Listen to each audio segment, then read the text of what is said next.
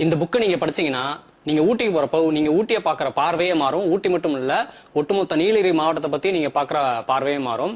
என்னன்னா இன்னைக்கு மலைகளா இருக்கு அப்படின்னா அதுக்கு ஆதாரமா இருக்கிறது பழங்குடிகள் தான். அவங்க தான் காரணம்.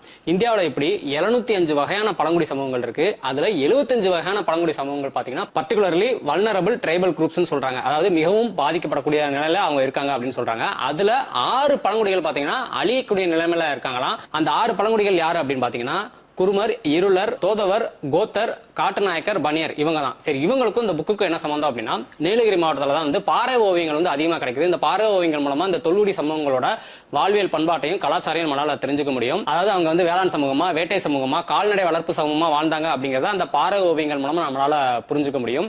இவ்வளவு ஏன், சிந்து சமவெளியில கிடைச்ச ஒரு எருமையோட கொம்பையும் இந்த நீலகிரியில வாழ்ந்த தோடர் மக்கள் வச்சிருக்கிற ஒரு எருமையோட கொம்பையும் இணைச்சு பாக்குற அளவுக்கு ஒன்னா இருந்துச்சுன்னா பாத்துக்கோங்க.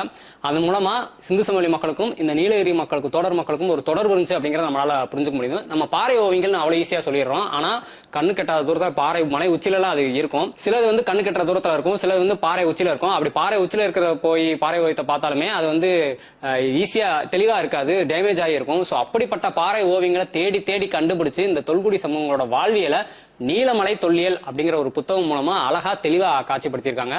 உச்சில இருக்கிற பாறை ஓவியங்களை இவங்க எப்படி நூலாசிரியர்கள் எப்படி போய் தேடி கண்டுபிடிச்சு குறிப்பிடுத்தாங்க அப்படின்னு ஒரு கேள்வி வந்துச்சு. என்னன்னா குருமர் இருளர் மக்கள் காட்டுல தேன் எடுக்கிற ஒரு தொழிலை வச்சிருந்தாங்க. அவங்க தேன் எடுக்கும் போது அந்த மலை உச்சில தேன் எடுக்கும் போதெல்லாம் பாத்தீங்கன்னா தாவர இலைய வச்சு ஒரு ஏணி செஞ்சு அதன் மூலமா தொங்கிக்கிட்டு தேன் எடுப்பாங்களாம். அந்த மாதிரி அங்க இருக்கிற பழங்குடி சமூகங்கள் மக்களோட உதவியோட இவங்களும் அந்த இலையில செஞ்ச ஒரு ஏணியோட ஒரு ஊன்றுகோளோட நின்றுதான் பாறை உச்சில இருக்கிற அந்த பாறை ஓவியங்களை குறிப்பெடுத்து அழகா இதுல காட்சிப்படுத்திருக்காங்க. இந்த புக்ல பாறை ஓவியங்கள் பத்தி மட்டும் இல்ல, பெருங்கற்படை சின்னங்கள் நடுகற்களையும் தேடி தேடி கண்டுபிடிச்சு இதுல காட்சிப்படுத்திருக்காங்க.